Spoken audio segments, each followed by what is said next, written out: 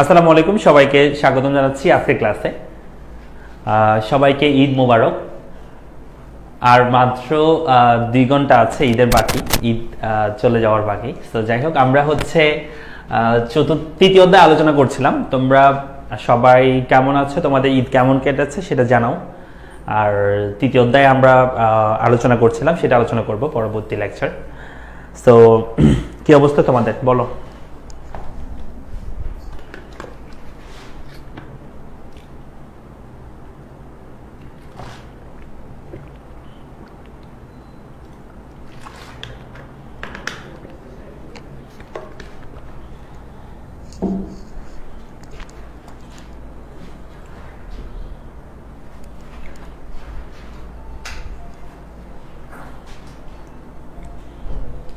রুটিনটা কি হয়েছে? লাইভ ক্লাসের রুটিন প্রধান তুমি আগে এটা করবে না?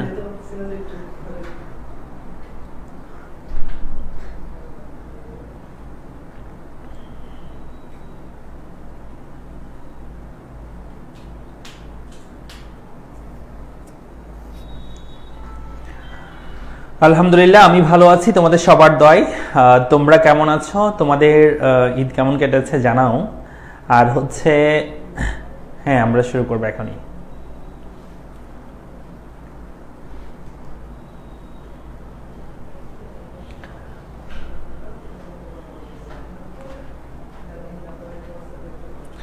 তোমার রয়েছে, সালাম দিয়েছে, ওয়ালাইকুম সালাম। ফাহিম রয়েছে, আলহামদুলিল্লাহ, ওকে। নাহিদুল ইসলাম রয়েছে, কেমন আছেন স্যার? আলহামদুলিল্লাহ ভালো আছি। নাদিয়া রয়েছে, ভালো আছি, ওকে, ঠিক আছে। লিমা রয়েছে, আলহামদুলিল্লাহ ভালো কাটছে, ওকে। আমরা হচ্ছে তৃতীয় অধ্যায় আলোচনা করছিলাম। আমি উৎপাদন ব্যয় সম্পর্কে আলোচনা করছিলাম, তাই না? সো উৎপাদন ব্যয়ের মধ্যে আমরা মোট ব্যয়, গড় ব্যয়, প্রান্তিক ব্যয় সম্পর্কে কথা বলেছি। আজকে আমরা স্বল্পকালে একটি ফার্মের মোট ব্যয়, গড় ব্যয়, প্রান্তিক ব্যয় সম্পর্কে জানবো। সূচিটা আজকে ভালো করে আলোচনা করব এবং আমরা চেষ্টা করব যতটুকু পারা যায়, চিত্র যদি পারি করবো, আর না পারলে সমস্যা নেই, বাট সূচিটা আজকে আমরা ভালো করে আয়ত্ত আনার চেষ্টা করবো। চলো আমরা দেখি। সো আমরা এখানে দেখতে পাচ্ছি প্রথমে আছে উৎপাদনের পরিমাণ, মোট স্থির ব্যয়, মোট ব্যয়, পরিবর্তনশীল ব্যয়, স্থির ব্যয়, গড় পরিবর্তনশীল ব্যয়, গড় ব্যয়, প্রান্তিক ব্যয়। আচ্ছা, যাই হোক, ওখানে দুইটা আছে আরো কলাম, ওটা পরে দেখাবো, সমস্যা নাই। বাট একটা স্বল্পকালে আমরা একটা ফার্মের মোট ব্যয়, গড় ব্যয়, প্রান্তিক ব্যয় বের করবো। আমাদের এখানে একটু লক্ষ্য করবা, প্রথমে দেওয়া আছে উৎপাদনের পরিমাণ। তো উৎপাদনের পরিমাণ দেওয়া আছে 0 থেকে শুরু করে 1, 2, 3, 4, 5, 6, 7, 8, অর্থাৎ 0 থেকে 8 পর্যন্ত আমাদের উৎপাদনের পরিমাণ দেওয়া আছে। কেমন? তারপর কি দেওয়া আছে? মোট স্থির ব্যয় দেওয়া আছে। মোট স্থির ব্যয় কত দেওয়া আছে? সবসময় 10 করে দেওয়া আছে। আচ্ছা, একটা বিষয় তোমাদেরকে মনে রাখতে হবে, সেই বিষয়টা হচ্ছে স্বল্পকালে একটি ফার্মে 2 ধরনের ব্যয় থাকে। একটাকে আমরা বলি স্থির ব্যয়, বা যেটাকে বলা হয় ফিক্সড কস্ট। তো এখানে আছে মোট স্থির ব্যয়, মোট স্থির ব্যয় বা টোটাল ফিক্সড কস্ট দেওয়া আছে। আর 2 নম্বর হচ্ছে মোট পরিবর্তনীয় ব্যয় বা টোটাল ভ্যারিয়েবল কস্ট বা টিভিসি আছে। তাহলে এই দুইটা জিনিস আমাদের পরীক্ষায় মনে করো দেওয়া থাকবে। আমাদের কি দেওয়া আছে? উৎপাদনের পরিমাণ দেওয়া আছে 1, 2, 3, এবং মোট স্থির ব্যয় দেওয়া আছে, মোট পরিবর্তনশীল ব্যয় দেওয়া আছে। আমাদের প্রথমত বের করতে হবে মোট ব্যয় বা টোটাল কস্ট বের করতে হবে। মাথায় রাখতে হবে স্বল্পকালের ক্ষেত্রে টোটাল কস্ট বের করার একটাই সূত্র, সেটা হচ্ছে টিএফসি প্লাস টিভিসি, অর্থাৎ স্থির ব্যয় আর পরিবর্তনশীল ব্যয়, এই দুইটা ব্যয় যদি তুমি যোগ করো তাহলে তুমি মোট ব্যয় পেয়ে যাবে। তাহলে এটা আমাদের পরীক্ষায় দেওয়া থাকবে, এটা সবসময় ফিক্স থাকবে, যেহেতু এটা স্থির ব্যয়। উৎপাদনের পরিমাণ যেমনই হোক না কেন, স্থির ব্যয় সবসময় স্থির থাকবে। উৎপাদন 0 হলে স্থির ব্যয়টা 10, উৎপাদন 8 হলে স্থির ব্যয়টা কত থাকবে? 10 থাকবে। উৎপাদন যেমনই হোক স্থির ব্যয়টাই থাকবে, স্থির থাকবে সবসময়। আর পরিবর্তনশীল ব্যয় যদি বলি, তাহলে দেখা যাচ্ছে উৎপাদন 0 হলে পরিবর্তনশীল ব্যয় 0, উৎপাদন 1 হলে পরিবর্তনশীল ব্যয় 8, উৎপাদন বৃদ্ধির সাথে সাথে পরিবর্তনশীল ব্যয়টাও কি পাচ্ছে? বৃদ্ধি পাচ্ছে। সো এটা আমরা দিতে পারছি। এখন আমাদের মোট ব্যয় বের করতে হবে। তাহলে মোট ব্যয় বের করা একদম সহজ সূত্র, একটা বাচ্চারাও পারবে। সেটা হচ্ছে কিভাবে করবা? প্রথম হচ্ছে স্থির ব্যয় আর পরিবর্তনশীল ব্যয়, এই দুইটা ব্যয় তোমাকে যোগ করতে হবে, তাহলে টোটাল কস্ট বের হবে।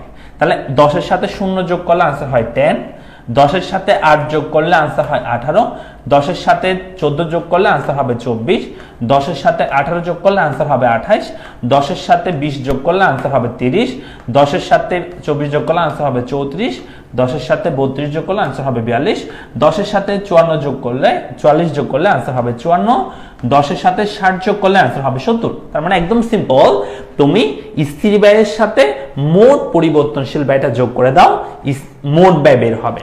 আচ্ছা, এটা পারবা কিনা একটু বলো তো সবাই, মোট ব্যয় কি বের করতে পারবে সবাই?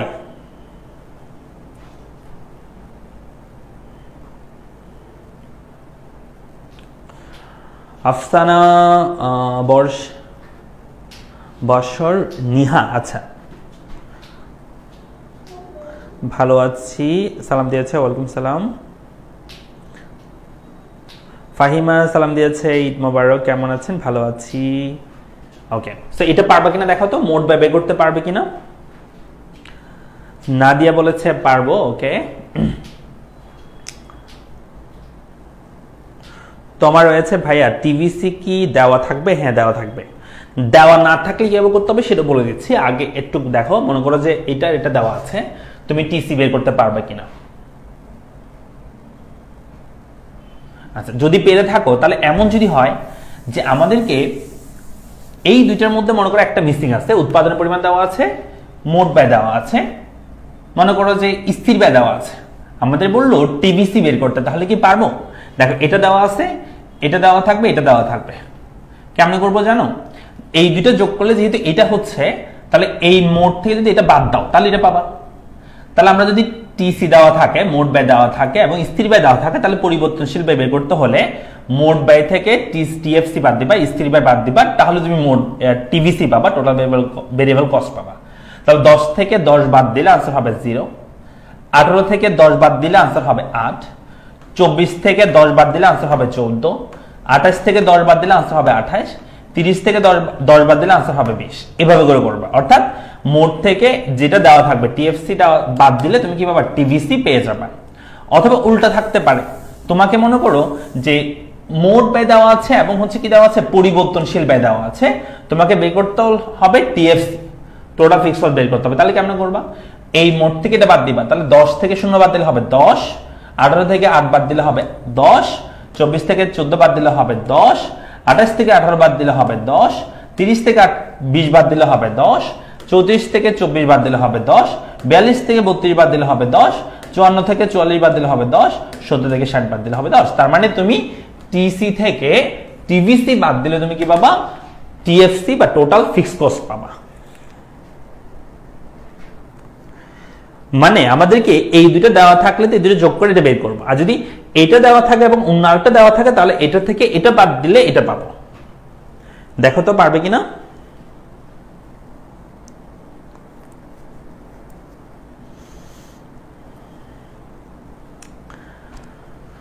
সুলতানা বলেছে, ইসলাম বলেছে আজকে কম পড়েন ইনশাল্লাহ।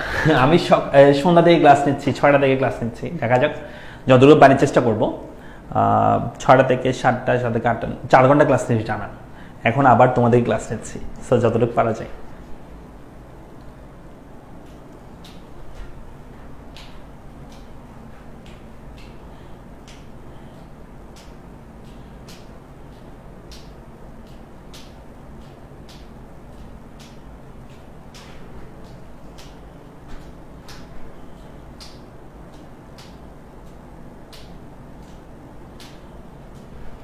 ওকে, আশা করি পারবো। আমরা হচ্ছে উৎপাদনের পরিমাণ এবং হচ্ছে স্থির ব্যয় এবং হচ্ছে পরিবর্তনশীল ব্যয়, এগুলো যদি দেওয়া থাকে তাহলে আমরা আশা করি মোট ব্যয় বের করতে পারবো। এবং মোট ব্যয় আর স্থির ব্যয় দেওয়া থাকলে পরিবর্তনশীল ব্যয় করতে পারবো, মোট ব্যয় আর স্থির ব্যয় দেওয়া, পরিবর্তনশীল ব্যয় থাকলে মোট ব্যয় স্থির ব্যয় বের করতে পারবো আশা করি। গেল এতটুকু। এরপর আসো আমরা এখন গড় ব্যয় বের করবো। তবে প্রথমে বের করবো আমরা গড় স্থির ব্যয়। এটা আমাদের মোট স্থির ব্যয় দেওয়া আছে, আমাদের বের করতে হবে গড় স্থির ব্যয়। সূত্র মনে রাখবা, যদি তুমি এভারেজ ফিক্সড কস্ট বের করতে চাও তাহলে তোমাকে যেটা করতে হবে সেটা হচ্ছে টোটাল ফিক্সড কস্ট কে ভাগ করতে হবে কিউ, কোয়ান্টিটির পরিমাণ দ্বারা। তাহলে কি বলছি, এভারেজ ফিক্সড কস্ট বের করতে হলে টোটাল ফিক্সড কস্ট কে কিউ দিয়ে ভাগ করতে হবে, কোয়ান্টিটির পরিমাণ দিয়ে ভাগ করতে হবে, তাহলে এভারেজ ফিক্সড কস্ট বের হবে। একদম সিম্পল। দেখো, এই 10 কে তুমি ভাগ করো আগে 0 দ্বারা, তাহলে 10কে 0 দিয়ে ভাগ করলে आंसर হবে কিন্তু 0, সরি অসীম হবে, সো এখানে আমাদের কোনো মান আসবে না। তারপর আসো 10কে 1 দিয়ে ভাগ করব, তাহলে 10কে 1 দিয়ে ভাগ করলে आंसर আসবে কত? 10 আসবে। তারপর আমরা 10কে 2 দিয়ে ভাগ করব, आंसर আসবে 5। 10কে আমরা 3 দিয়ে ভাগ করব, आंसर আসবে 3.33। 10কে আমরা 4 দিয়ে ভাগ করব, आंसर আসবে 2.5। 10কে আমরা 5 দিয়ে ভাগ করব, आंसर হবে 2। 10কে আমরা 6 দিয়ে ভাগ করব, आंसर হবে 1.67। 10কে আমরা 7 দিয়ে ভাগ করব, তাহলে आंसर হবে 1.43। 10কে আমরা 8 দিয়ে ভাগ করব, তাহলে आंसर হবে 1.25। কেমন? তার মানে এই স্থির ব্যয়কে আমরা উৎপাদনের পরিমাণ দিয়ে ভাগ করলে আমাদের কি বের হচ্ছে? এভারেজ ফিক্সড কস্ট বের হচ্ছে, মানে মোট স্থির ব্যয় থেকে গড় স্থির ব্যয় বের করেছি। দেখো পারবে কিনা দেখো, গড় স্থির ব্যয় থেকে সরি মোট স্থির ব্যয় থেকে গড় স্থির ব্যয় বের করতে পারবে কিনা একটু দেখো।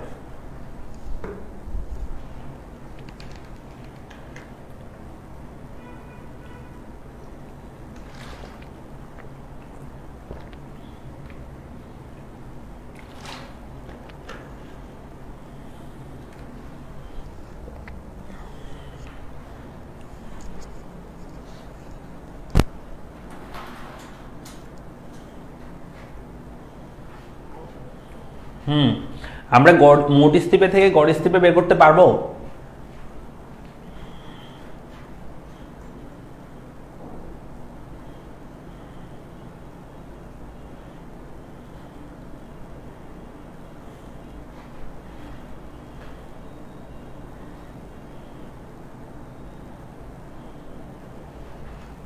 ইনশাআল্লাহ পারবো। এরপরে চলে আসো, এরপর আমরা করব গড় পরিবর্তনশীল ব্যয়, মানে হচ্ছে যেটা আমাদের মোট পরিবর্তনশীল ব্যয় দেওয়া আছে সেখান থেকে আমাদেরকে গড় পরিবর্তনশীল ব্যয় বের করতে হবে। এই মোট পরিবর্তনশীল ব্যয় থেকে আমাদেরকে বের করতে হবে গড় পরিবর্তনশীল ব্যয়, তাহলে কোয়ান্টিটির পরিমাণ প্রয়োজন। তাহলে সূত্র কি হবে? সূত্র হচ্ছে আমরা যদি এভারেজ ভ্যারিয়েবল কস্ট বের করতে চাই তাহলে যেটা করতে হবে টোটাল ভ্যারিয়েবল কস্টকে কিউ দিয়ে ভাগ করতে হবে। কেমন? এই মোট পরিবর্তনশীল ব্যয়কে কোয়ান্টিটির পরিমাণ দিয়ে ভাগ করলে গড় পরিবর্তনশীল ব্যয় বের হবে। ঠিক আছে? সো 0কে 0 দিয়ে ভাগ করলে এখানেও মান অসীম আসবে। ওকে, তারপর আসো 8কে 1 দিয়ে ভাগ করব, তাহলে आंसर আসবে 8। তারপর আমরা 14কে 2 দিয়ে ভাগ করব, তাহলে आंसर আসবে 7। 18কে আমরা 3 দিয়ে ভাগ করব, তাহলে आंसर আসবে 6। 20কে আমরা 4 দিয়ে ভাগ করব, তাহলে आंसर আসবে 5। 24কে আমরা 5 দিয়ে ভাগ করব, তাহলে आंसर আসবে 4.8। তারপর 32কে আমরা 6 দিয়ে ভাগ করব, তাহলে आंसर আসবে আমাদের 5.33। 44কে আমরা 7 দিয়ে ভাগ করব, 6.8। 60কে আমরা 8 দিয়ে ভাগ করব, তাহলে आंसर আসবে 7.5। কেমন? তার মানে এই পরিবর্তনশীল ব্যয়কে তোমাকে ভাগ করতে হবে কোয়ান্টিটির পরিমাণ দ্বারা, তাহলে তুমি এবিসি এভারেজ ভেরিয়েবল কস্ট পাবা।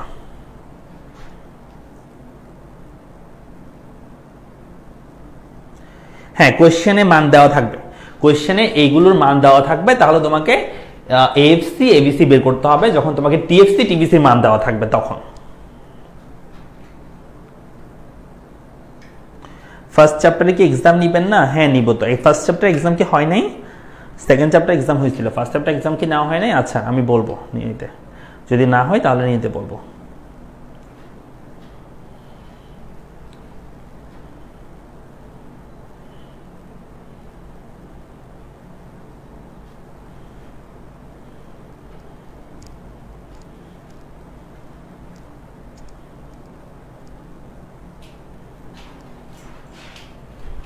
পারবে? একটু বলো পারবে কিনা, রেসপন্স করো। যদি এটা ক্লিয়ার হয় তাহলে আমরা এখন এর পরেরটা দেখব। দেখো এরপরে আমাদের আছে, তাহলে আমরা গড় স্থির ব্যয় বের করেছি। কি বের করেছি আমরা? গড় স্থির ব্যয় বের করেছি। কেমন? গড় স্থির ব্যয় বের করেছি আমরা, গড় পরিবর্তনশীল ব্যয় বের করেছি। এরপর আমাদের বের করতে হবে গড় ব্যয়। গড় ব্যয় কেমনে বের করতে হবে? দেখো গড় ব্যয় দুইটা ওয়েতে বের করা যাবে এখানে, সূত্র দুইটা। একটা সূত্র হচ্ছে আমরা এভারেজ কস্ট বের করার সূত্র আমরা বলতে পারি এসসি সমান আমরা বলতে পারি যে টিসি ডিভাইডেড বাই কিউ, অর্থাৎ টোটাল কস্টকে কিউ দিয়ে ভাগ করলে আমাদের এভারেজ কস্ট বের হবে, এটা একটা সূত্র। আরেকটা সূত্র হচ্ছে আমরা বলতে পারি এভারেজ কস্টের সূত্র হচ্ছে, যেহেতু আমাদের কাছে এই দুইটা জিনিস আছে, average fixed cost average variable cost আছে, এই দুটো যোগ করেও করা যাবে, অর্থাৎ average fixed cost plus average variable cost এই দুটো যোগ করেও কিন্তু আমরা কি বের করতে পারি? গড় স্থির ব্যয় গড় ব্যয় আমরা বের করতে পারি। একটা বিষয় দেখো, এই সূত্রগুলো কিন্তু তোমাদেরকে আমি গত ক্লাসে, যারা গত ক্লাসটা করছো সেই গত ক্লাসে কিন্তু আমি পড়িয়েছি। এই সূত্রগুলো কিন্তু গত ক্লাসে আমি তোমাদেরকে পড়িয়েছি যে গড় ব্যয় বের করতে হলে টোটাল কস্টকে কি দিয়ে ভাগ করতে হবে, গড় ব্যয় বের হবে। আর গড় ব্যয় আমরা আরেকটা ওয়ে বের করতে পারবো স্বল্পকালে, যেটাকে আমরা এসএসসি লিখতে হবে করে, এভারেজ স্বল্পকালীন average cost FC plus ABC, এই দুটো যোগ করলে কিন্তু গড় ব্যয় বের করা যাবে। সো এই সূত্রগুলো যারা গত ক্লাসটা করো নাই, আমি সবাইকে রিকোয়েস্ট করব গত ক্লাসটা অবশ্যই তোমরা করবা। গত ক্লাসটা খুবই গুরুত্বপূর্ণ এবং গত ক্লাসটা না করলে এই ক্লাসটা কম বোঝার সম্ভাবনা সবচেয়ে বেশি। তো গত ক্লাসটা অবশ্যই করতে হবে। এই গ্রুপে তোমাদের উপরে ফিচার অপশন আছে, সেখানে ড্রাইভের লিংক আছে, সেখানে তোমাদের সাজানো আছে সবগুলো ক্লাস, সেখান থেকে তোমরা ক্লাসগুলো করে নিবা।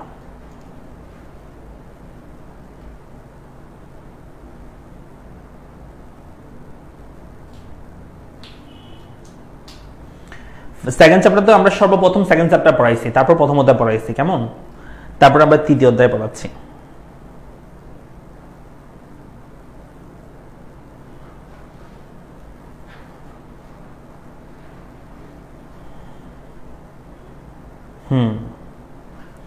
তাহলে চলো আমরা এভারেজ কস্টটা আমরা বের করব। প্রথমে আমরা এই ওয়েটা বের করি।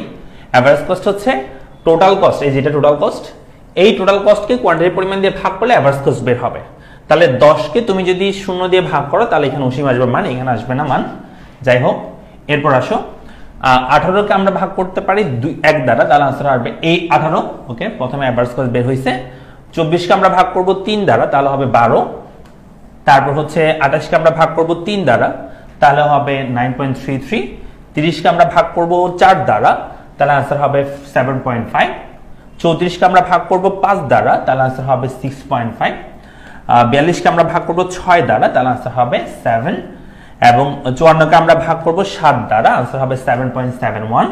70 কে আমরা ভাগ করব 8 দ্বারা, आंसर হবে 8.75।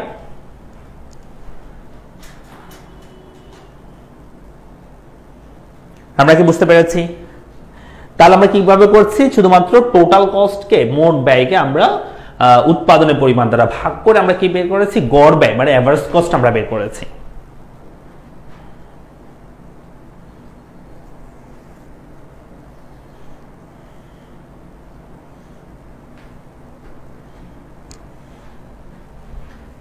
তাহলে আমরা মোট ব্যয়কে উৎপাদনের পরিমাণ দ্বারা ভাগ করে আমরা কি বের করেছি, গড় ব্যয় আমরা বের করেছি। কেমন?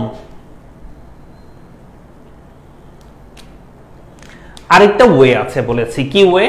আমরা এই দুটো যোগ করে কিন্তু এটা বের করতে পারি। দেখা তো হয় কিনা যে আমরা 10 এর সাথে 8 যোগ করব, হবে 18। 5 এর সাথে 7 যোগ করলে হবে 12। 3.33 এর সাথে 6 যোগ করলে 9.33। দেখছো, এই দুটো যোগ করলেও কিন্তু বের হচ্ছে। 2.5 এর সাথে 5 যোগ করলে হবে 7.5। 2 এর সাথে 4.8 যোগ করলে হবে 6.8 হবে 6.8। তারপর হচ্ছে 1.67 এর সাথে 5.33 যোগ করলে হবে 7। 1.43 এর সাথে 6.28 যোগ করলে হবে 7.71। 1.25 এর সাথে 7.5 যোগ করলে হবে 8.75। কেমন? তার মানে এই দুটো যোগ করলেও কিন্তু আমরা এটা পাচ্ছি, অথবা তুমি এইটাকে মোটকে তুমি যদি এটা দিয়ে ভাগ করো তাহলে কিন্তু হচ্ছে। দেখো তো বুঝো কিনা, এভারেজ কস্ট বের করতে পারবে কিনা আমাকে একটু জানাবা, তোমরা একটু রেসপন্স করবা, যে পারলে বলবা যে হ্যাঁ পারবা, আর যদি না পারো তাহলে আমি আবার বলবো, সমস্যা নাই।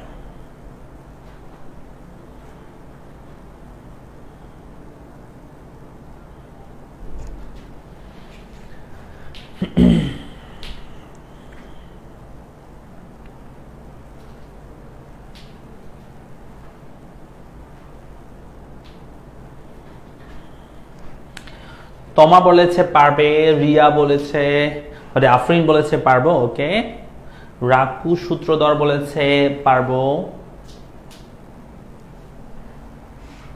নাদিয়া বলেছে পারবে। ওকে, কেউ পারবে না এমন আছো? এভারেজ কস্ট মানে গড় ব্যয় বের করতে পারবে না এমন কেউ আছো? থাকলে বলো।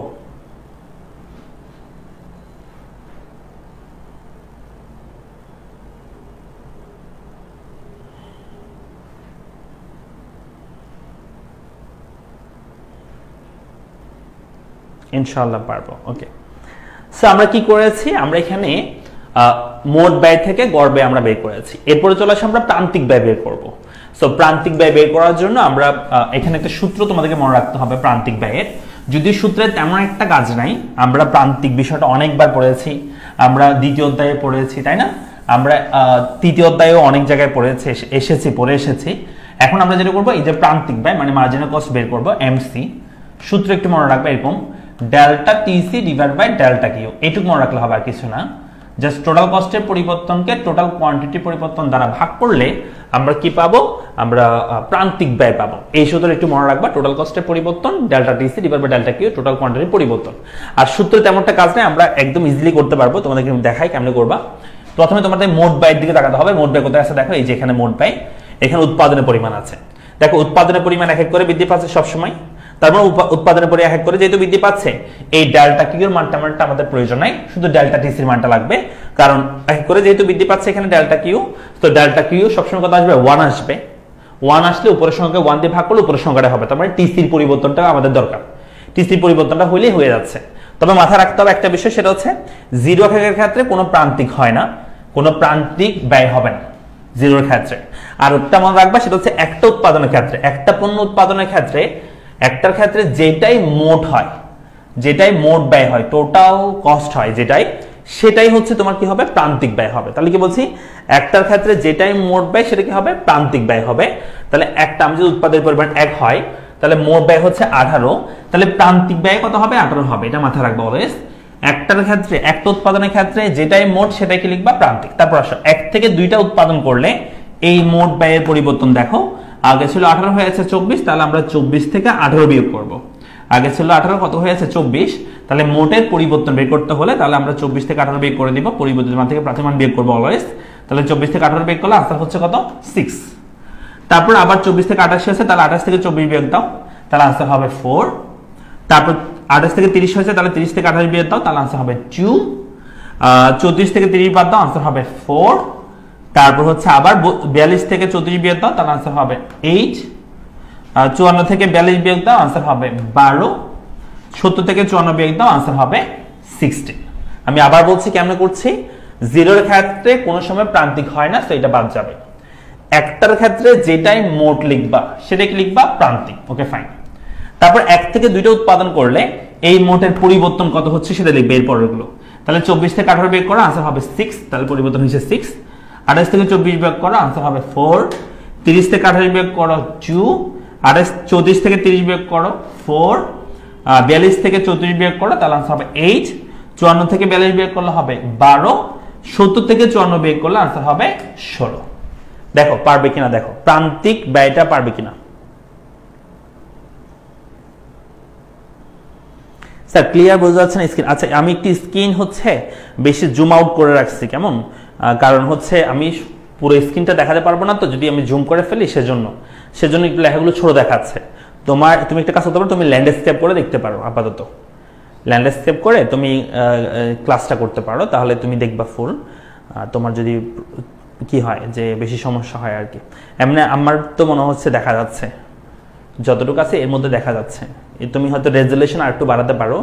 পাশে একটা সেটিংসের একটা অপশন আছে এই ভিডিওতে নিচের দিকে, সেখানে তুমি চাইলে রেজুলেশন বাড়ালে তাহলে হয়তো তোমার আর একটু ভালো দেখা যাবে।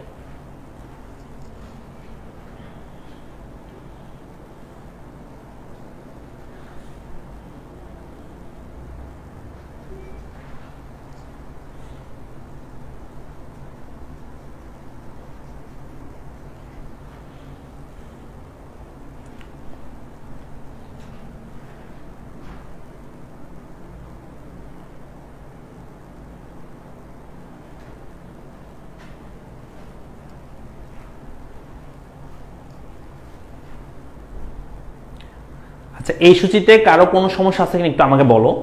এই সূচির মধ্যে কোনোটা বোঝা নাই, স্যার এই কলামটা বুঝি নাই আমি, এটা কেমনে বের করছেন আমাকে একটু বলেন, বা এটা সূত্র বুঝি না, এটা কেমনে বের করতে হবে আমাকে একটু বলো তো। এখন কেউ থাকলে যে এখানের মধ্যে কোনোটা বোঝা নাই, কোন কলামটা কেমনে হয়েছে সেটা বোঝা না, এমন কেউ আছে কিনা?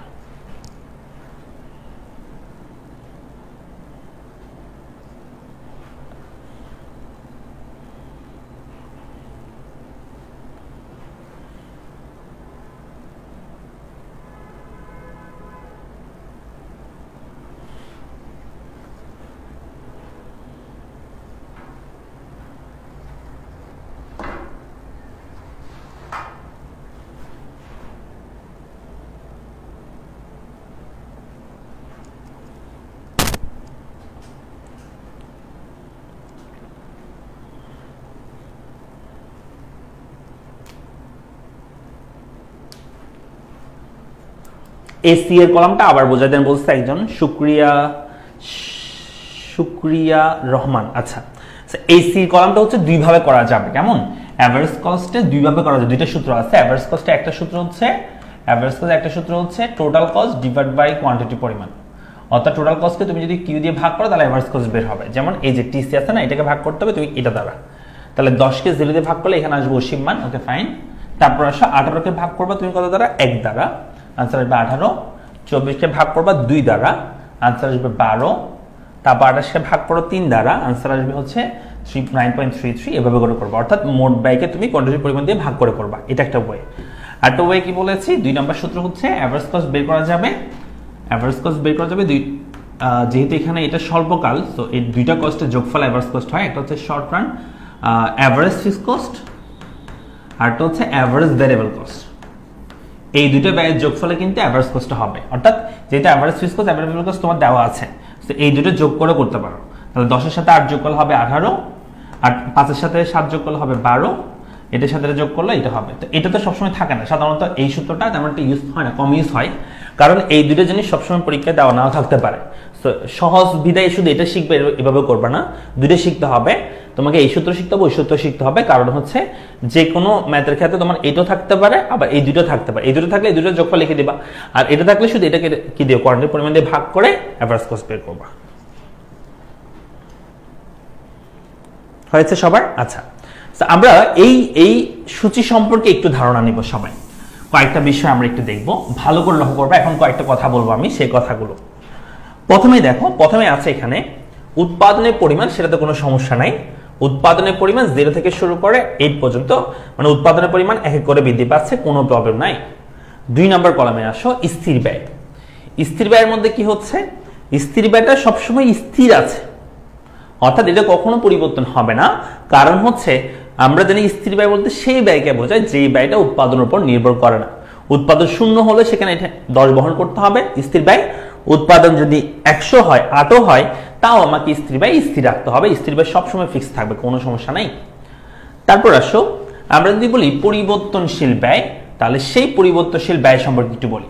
পরিবর্তনশীল ব্যয়টা এখানে কি হচ্ছে দেখো তো, পরিবর্তনশীল ব্যয়টা এখানে দেখা যাচ্ছে, আমরা দেখতে পাচ্ছি যে উৎপাদন 0 হলে পরিবর্তনশীল ব্যয় 0। কারণ পরিবর্তনশীল ব্যয়ের সংজ্ঞার মধ্যে বলা হচ্ছে যেই ব্যয়টা উৎপাদনের উপর নির্ভর করছে। যেই ব্যয়টা উৎপাদন 0 হলে যে ব্যয়টা 0 হবে, উৎপাদন বৃদ্ধি পেলে যে ব্যয়টা আস্তে আস্তে বৃদ্ধি পাবে, সেটাকে আমরা পরিবর্তনশীল ব্যয় বলে থাকি। তাহলে উৎপাদন যেহেতু 0, তার মানে আমাদের পরিবর্তনশীল ব্যয় কত হবে? 0 হবে। Okay fine. তারপর আসো, উৎপাদন 1 হয়ে আছে, পরিবর্তনশীল ব্যয় 8। উৎপাদন 2, পরিবর্তনশীল ব্যয় বৃদ্ধি পেয়ে 14 হয়েছে। উৎপাদন 3, পরিবর্তনশীল ব্যয় আরো বৃদ্ধি পেয়েছে, 18 হয়েছে।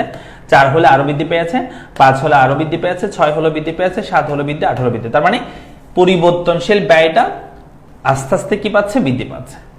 কিন্তু আমরা যদি এটা একটু ডিপলি চিন্তা করি, যে পরিবর্তনশীল ব্যয়টা বৃদ্ধি পাচ্ছে ঠিক আছে, বাট বৃদ্ধিটা কেমনে পাচ্ছে সেটা একটু দেখি। তাহলে আমরা বলবো যে এখানে পরিবর্তনশীল ব্যয়টা এভাবে বৃদ্ধি পাচ্ছে যে উৎপাদনের পরিমাণ ছিল 1, তখন পরিবর্তনশীল ব্যয় হচ্ছে 8। উৎপাদনের পরিমাণ 2 হয়ে আছে, পরিবর্তনশীল ব্যয় বৃদ্ধি পেয়ে 14 হয়ে আছে। লক্ষ্য করো তো ভালো করে, উৎপাদনের পরিমাণ 3 হয়ে আছে, পরিবর্তনশীল ব্যয় 18 হয়ে আছে। আমি যদি এখন একটু তোমাদেরকে ডিপলি চিন্তা করতে বলি, উৎপাদনের পরিমাণ 1, পরিবর্তনশীল ব্যয় হয়েছে 8, 1 থেকে 2 হওয়ার ফলে এই পরিবর্তনশীল ব্যয় কত বৃদ্ধি পেয়েছে? তাহলে প্রথম বৃদ্ধি পেয়েছিল 8, তারপর 8 থেকে 14 হয়ে আছে, তার মানে বৃদ্ধি পেয়েছে কত? 6 বৃদ্ধি পেয়েছে। 2 থেকে 3 হওয়ার ফলে এটা 14 থেকে 18 হয়ে আছে, তার মানে বৃদ্ধি পেয়েছে কত? 4 বৃদ্ধি পেয়েছে। তার মানে প্রথম বৃদ্ধি পেয়েছে কত? প্রথম বৃদ্ধি পেয়েছে 8 বৃদ্ধি পেয়েছে। তারপর বৃদ্ধি পেয়েছে কত? 8 থেকে 14 হওয়ার ফলে 6 বৃদ্ধি পেয়েছে। 14 থেকে 28 হওয়ার ফলে 4 বৃদ্ধি পেয়েছে। আবার 3 থেকে 4 হলে, উৎপাদনের পরিমাণ 3 থেকে 4 হলে এই মোট পরিবর্তনশীল ব্যয় 18 থেকে কত হয়? 20 হয়। তার মানে পরিবর্তনশীল ব্যয়টা 2 বৃদ্ধি পেয়েছে, তাই না? তার মানে দেখো তো এখানে যে বৃদ্ধি পাচ্ছে ঠিক আছে, 8, 14, 18, 20 বৃদ্ধি পাচ্ছে ঠিক আছে, কিন্তু বৃদ্ধির হারটা লক্ষ্য করো, কি হারে বৃদ্ধি পাচ্ছে? ক্রমান্বয়ে হ্রাস পেয়ে বৃদ্ধি পাচ্ছে। প্রথমে 8 বৃদ্ধি পাইছে, তারপর 6 বৃদ্ধি পেয়েছে, তারপর 4, তারপর 2 বৃদ্ধি পেয়েছে। তার মানে ক্রমহ্রাসমান হারে বৃদ্ধি পাচ্ছে। এটাকে আমরা বলি ক্রমহ্রাসমান হারে বৃদ্ধি, তাই না? আবার দেখো এরপর আবার বৃদ্ধি পাইছে কত? 20 থেকে 24, তার মানে 4 বৃদ্ধি পেয়েছে। তারপর আবার 32 থেকে এটা হয়েছে, তার মানে বৃদ্ধি পাইছে কত? 6, 8 বৃদ্ধি পাইছে। তারপর হচ্ছে 32 থেকে 40 হয়েছে, তার মানে বৃদ্ধি পেয়েছে কত 12 নাকি, হ্যাঁ 12 বৃদ্ধি পেয়েছে। তারপর 60 থেকে 44 থেকে 60 হয়েছে, তার মানে বৃদ্ধি পেয়েছে কত 16 বৃদ্ধি পেয়েছে। তাহলে দেখো এখান থেকে এই ভালো করে লক্ষ্য করবা, এখান থেকে এতটুকু পর্যন্ত ক্রমান্বয়ে হ্রাস পেয়ে বৃদ্ধি পেয়েছে, মানে ক্রম হ্রাসমান হারে বৃদ্ধি পেয়েছে। তারপর আবার দেখো, তারপর আবার বৃদ্ধি পেয়েছে ক্রমবর্ধমান হারে, তারপর বৃদ্ধি পেয়েছে 4, আবার 8 বৃদ্ধি পেয়েছে, মানে 24 থেকে 32 মানে 8 বৃদ্ধি পেয়েছে, 32 থেকে 40 তার মানে 12 বৃদ্ধি পেয়েছে, 40 থেকে 60 তার মানে 16 বৃদ্ধি পেয়েছে। তার মানে দেখো যে পরিবর্তনশীল ব্যয়টা বৃদ্ধি পাচ্ছে, কিন্তু বৃদ্ধির হারটা হচ্ছে প্রথমে ক্রমহ্রাসমান হারে বৃদ্ধি, তারপর হচ্ছে ক্রমবর্ধমান হারে বৃদ্ধি পাচ্ছে। কথা বুঝছো? প্রথমে ক্রমহ্রাসমান হারে বৃদ্ধি, তারপর আবার কি ক্রমবর্ধমান হারে বৃদ্ধি। প্রশ্ন হচ্ছে স্যার কেন এরকম কেন হয় যে পরিবর্তনশীল ব্যয়টা প্রথমে ক্রমহ্রাসমান হারে বৃদ্ধি পায়, তারপর ক্রমবর্ধমান হারে বৃদ্ধি পায় কেন? কারণ হচ্ছে এটা, উৎপাদনের শুরুর দিকে একটা প্রতিষ্ঠানের যে যন্ত্রপাতিগুলো থাকে বা যন্ত্রাংশগুলো থাকে সেগুলো নতুন থাকে, যার কারণে আমরা যে হারে উৎপাদন পরিমাণটা বৃদ্ধি করি, মানে যখন উৎপাদনের পরিমাণটা বৃদ্ধি করি, যেহেতু যন্ত্রপাতিগুলো নতুন থাকে এগুলোর একক প্রতি খরচগুলো কমে যায় আস্তে আস্তে শুরুর দিকে, কারণ এগুলো নতুন থাকে। এগুলো যত ইউজ করো না কেন তোমার খরচ কমে যাবে, বাট তুমি ভালো করে ইউজ করতে পারবা, এগুলো নতুন থাকে শুরুর দিকে, যার কারণে পরিবর্তনশীল ব্যয়টা শুরুর দিকে ক্রমান্বয়ে হ্রাস পায়, মানে একক প্রতি একটার প্রতি ক্রমান্বয়ে কি পায় হ্রাস পায়, মানে ক্রমহ্রাসমান হারে বৃদ্ধি পায়। কিন্তু একটা সময় যাওয়ার পরে, মনে করে এখানে 4টা উৎপাদন করার পরে যখন 5 থেকে 8টা উৎপাদন করতেছি, যখন উৎপাদন বৃদ্ধি করতেছি, এরপরে যন্ত্রপাতিগুলো তখন কি হয়ে যাবে, আস্তে আস্তে পুরাতন হয়ে যাবে, যার কারণে একক প্রতি যে উৎপাদনটা বা যে খরচটা পরিবর্তনশীল ব্যয়, যে খরচটা, সেই খরচটা কিন্তু আবার কি পাবে, আস্তে আস্তে আবার ক্রমবর্ধমান হারে বাড়বে। তখন যন্ত্রপাতিগুলো বেশি কি হবে, তোমার নষ্ট হবে, খরচগুলো একটু বেশি পড়ে যাবে, উৎপাদনের তুলনায় খরচগুলো একটু বেশি হারে হয়ে যাবে উৎপাদনের শেষের দিকে। একটা প্রতিষ্ঠানে এরকমই হয়, উৎপাদনের শুরুর দিকে একটা প্রতিষ্ঠানও একক প্রতি খরচগুলো একটু কমতে থাকে, একটা সময় পরে দেখা যায় যে সেগুলো আবার কি হতে থাকে, আবার বাড়তে থাকে। ঠিক সেম কাজটা এখানে হচ্ছে যে প্রথমে ক্রমহ্রাসমান হারে বৃদ্ধি পায় টিভিসিটা, টোটাল ভেরিয়েবল কস্টটা, তারপর ক্রমবর্ধমান হারে বৃদ্ধি পায়। যার কারণে আমরা যদি বলি এখানে রেখাগুলো কেমন হয়, আমি যদি বলি টিএফসি রেখাটা কেমন হয়, টিএফসি রেখাটা হয় এরকম। আমি যদি উৎপাদনের পরিমাণ ভূমি অক্ষে ধরি, টিএফসি যদি লম্ব অক্ষে ধরি, তাহলে টিএফসি রেখাটা হয় ভূমি অক্ষের সমান্তরাল। টিএফসি হবে ভূমি অক্ষের সমান্তরাল, এটা উৎপাদনের পরিমাণ যেমনই হোক এটা স্থির থাকবে সবসময়। আর টিভিসি রেখাটা এরকম হয় সাপের মতো, প্রথমে একটু বেশি থাকে, তারপর ক্রমহ্রাসমান হারে বৃদ্ধি পায়, তারপর ক্রমবর্ধমান হারে বৃদ্ধি পায়। কেমন এরকম সাপের মতো হবে, এটা হচ্ছে টিভিসি, টোটাল ভেরিয়েবল কস্ট। কেমন সাপের মতো হবে, তবে এটা মূলবিন্দু থেকে শুরু হবে, 0 থেকে শুরু হবে, যেহেতু উৎপাদন পরিমাণ 0 হলে টিভিসি 0 হয়। তারপরে টিসিটা কেমন হয় একটু দেখো, টিসিটাও সেম, যেটি এই দুটোর যোগফল এটা হয়, আর এটা যেহেতু ফিক্স থাকে তাহলে পরিবর্তন হচ্ছে এটা, তো এটা যে হারে পরিবর্তন হবে এটাও সেম হারে পরিবর্তন হবে, বাট এটার তুলনায় এটা এই টিভিসির তুলনায় 10 বেশি থাকবে এটা, কারণ এটার সাথে যোগ হয়ে এটা হয়েছে, বাট অবশ্যই এটা যে হারে পরিবর্তন হচ্ছে এটাও সেম হারে পরিবর্তন হবে, যেহেতু এটা ফিক্স থাকবে সবসময়। সো এটাও দেখো, এটাও সেম হারে বৃদ্ধি পাবে, প্রথমে ক্রমহ্রাসমান হারে বৃদ্ধি পাচ্ছে, তারপর আবার ক্রমবর্ধমান হারে বৃদ্ধি পাবে, যার কারণে এই রেখাটাও কি হবে, এটার মতো হবে, টিভিসির মতোই হবে, বাট টিভিসির উপরে থাকবে, বেশি হবে যে 10 বেশি, তাই এই রেখাটা হবে এরকম। এটা হচ্ছে টিসি রেখা, টোটাল কস্ট রেখা। মাথায় রাখবা টিভিসিটা মূলবিন্দু থেকে শুরু হয়, আর টিসিটা শুরু হবে লম্ব অক্ষের ওই টিএফসির যেটা ছিল সেখান থেকে শুরু হবে। এটা আমরা নেক্সট ক্লাসে আমরা চিত্র একদম এক্স্যাক্টলি এঁকে দেখাবো, এভাবে করে মানে সংখ্যা দিয়ে ধরে ধরে দেখাবো, তো তোমরা তখন আরো ভালো করে বুঝতে পারবা, আপাতত একটু বুঝো। এরপর আমরা যদি বলি এই এফসি এভারেজ ফিক্সড কস্টটা, সেটা কেমন হচ্ছে দেখো তো। এভারেজ ফিক্সড কস্ট কেমনে বের করতে সেটা আগে দেখো। এভারেজ ফিক্সড কস্ট বের করতে আমরা কিভাবে করে, এই টোটাল ফিক্সড কস্টকে জি দিয়ে ভাগ করে, অর্থাৎ কোয়ান্টিটির পরিমাণ দিয়ে ভাগ করে। তো যেহেতু এটা ফিক্সড কস্টটা সবসময় ফিক্সড আছে, যত বড় সংখ্যা দিয়ে ভাগ করতেছো তুমি, যত বড় সংখ্যা দিয়ে আস্তে আস্তে ভাগ করতে যাচ্ছ, আমাদের এই এভারেজ ফিক্সড কস্টটা আস্তে আস্তে কমতে শুরু করেছে, তাই না? হ্যাঁ, কারণ তুমি যেহেতু এখানে 10 কে তুমি প্রথমে 1 দিয়ে ভাগ করছো, 10 কে 2 দিয়ে ভাগ করছো, তারপর 3, তারপর 4 দিয়ে ভাগ করছো, তারপর 5 দিয়ে, তারপর 6 দিয়ে, তারপর 7 দিয়ে, তারপর 8 দিয়ে, তারপর 10 কে তুমি যত বড় সংখ্যা দিয়ে ভাগ করতেছো, এই সংখ্যাটা আস্তে আস্তে কি হয়ে যাচ্ছে, কমে যাচ্ছে। তার মানে এএফসিটা মাথা রাখবা, এএফসি সবসময় কি পায়, আস্তে আস্তে হ্রাস পায়। বাট এটা মাথা রাখবা, এএফসি কখনো 0 হবে না। এএফসি কেন 0 হবে না? কারণ হচ্ছে এই 10 কে তুমি যত বড় সংখ্যা দিয়ে ভাগ করো না কেন, আমি যদি বলি 10 কে স্যার আমি 1 লক্ষ টাকা পণ্য উৎপাদন করলাম, তাহলে তুমি 10 কে 1 লক্ষ দিয়ে ভাগ করো, নো প্রবলেম, তাও দেখবে একটা আনসার আসবে 0. মনে করো যে 0.00001 এরকম একটা সংখ্যা আসবে। তার মানে এটা কখনোই 0 হয়ে যাবে না, 0.00001 মানে কোন একটা সংখ্যা থাকবেই, পজিটিভ সংখ্যা থাকবেই, কেমন, 0 হবে না কোনো সময়। 10 কে তুমি যত বড় সংখ্যা দিয়ে ভাগ করো না, 10 কে তুমি যদি 10 কোটি দিয়ে ভাগ করো, 10 লক্ষ কোটি দিয়ে ভাগ করো, তাও কিন্তু কি থাকবে, একটা সংখ্যা থাকবেই, যার কারণে এই এফসি কখনো 0 হয় না। সো এফসি রেখাটা যদি আমরা আঁকি তাহলে এমন পাবো, আমরা দেখবো নেক্সট ক্লাসে এরকম হবে, এফসি রেখাটা এরকম, এটা কমতে থাকবে, হ্যাঁ এটা কমতে থাকবে, বাট এটা কখনো ভূমি অক্ষকে স্পর্শ করবে না। ভূমি অক্ষকে স্পর্শ করলে তো সেটা মান কি হয়ে যাবে, 0 হয়ে যাবে। তার মানে সেটা কখনো ভূমি অক্ষকে স্পর্শ করবে না এফসি, বাট কমতে থাকবে, এফসি আস্তে আস্তে কমবে, বাট এটা কখনো ভূমি অক্ষকে স্পর্শ করবে না, এটা মাথায় রাখবা। তাহলে গেলে এফসির কথা, এফসিটা আস্তে আস্তে কমতে থাকবে, এটা মাথায় রাখবা। আর এবিসিটা এভারেজ ভেরিয়েবল কস্টটা প্রথমে হ্রাস পাবে, তারপর আবার বৃদ্ধি পাবে, নরমাল। আবার এসিটাও সেম, এসিটা প্রথমে হ্রাস পাবে, তারপর আবার কি পাবে, বৃদ্ধি পাবে।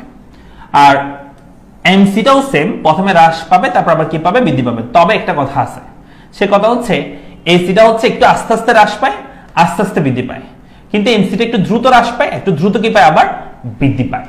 তো এই দুটোর মধ্যে কি সম্পর্ক সেটা আমরা দেখবো নেক্সট ক্লাসে, মানে যখন আমরা চিত্রগুলো আঁকবো তখন, ঠিক আছে, বিস্তারিত আলোচনা করবো সেগুলো। তো আমরা হচ্ছে আজকে একটু পর্যন্ত রাখতেছি, আমি একটু টায়ার্ড, যেহেতু 4 ঘন্টা ক্লাস নিচ্ছি তোমাদের আগে, টানা 4 ঘন্টা ক্লাস নিচ্ছি, এরপর তোমাদের ক্লাস নিচ্ছি। সো নেক্সট ক্লাসে পড়বো, সমস্যা নেই, আজকে একটু পর্যন্ত রাখতেছি। আমরা এই সূচি থেকে নেক্সট ক্লাসে চিত্র আঁকবো, মানে TFC, TVC, TC, FC, ABC, AC, MC, এই চিত্রগুলো আমরা নেক্সট ক্লাসে অঙ্কন করব, ঠিক আছে।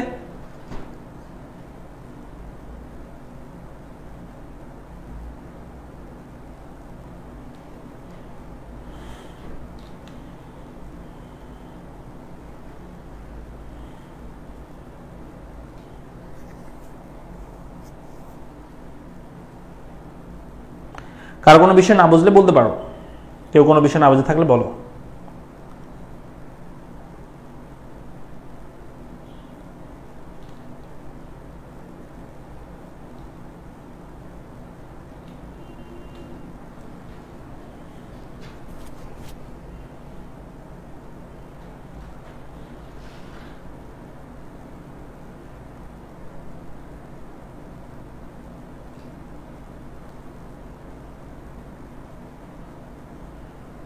সবাই কি বুঝছো? কারো কোনো প্রশ্ন আছে? সবাই চুপচাপ, তোমরা কি ঘুমাই গেছো তোমরা?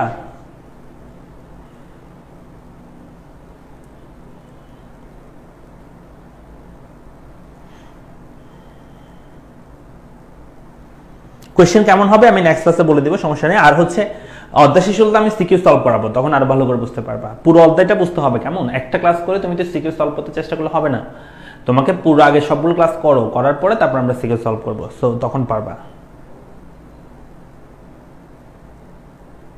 পড়া হচ্ছে এটা তোমরা বাসায় একবার কি করবা, ভালো করে ট্রাই করবা, মানে এই তিনটা তোমরা নিজেরা দেখে দেখে করবা, বা এগুলো করতে পারতেছো কিনা, অর্থাৎ এই তিনটা তোমাদের দেওয়া থাকবে, যেটা তোমরা দেখে দেখে লিখবা, বাকিগুলো তোমরা করতে পারতেছো না সেটা তোমরা বাসায় ট্রাই করবা,